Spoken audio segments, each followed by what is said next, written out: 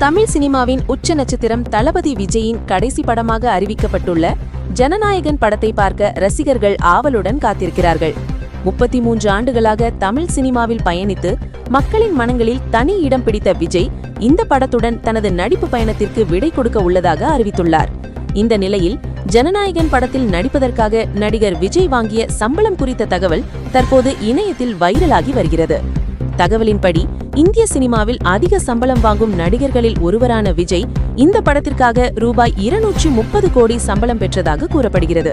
ஆனால் digital market சற்று சரிவை சந்தித்ததை தொடர்ந்து ரூபாய் 10 கோடியை தயாரிப்பாளரிடம் திரும்ப வழங்கியதாக சொல்லப்படுகிறது. இதனால் ஜனநாயகன் படத்திற்காக நடிகர் விஜய் இறுதியாக பெற்ற சம்பளம் ரூபாய் 220 கோடி என தகவல்கள் தெரிவிக்கின்றன.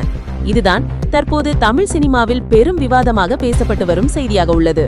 மேலும் இதுபோன்ற சினிமா தகவல்களுக்கு சப்ஸ்கிரைப் பண்ணுங்க pixeltamil.com.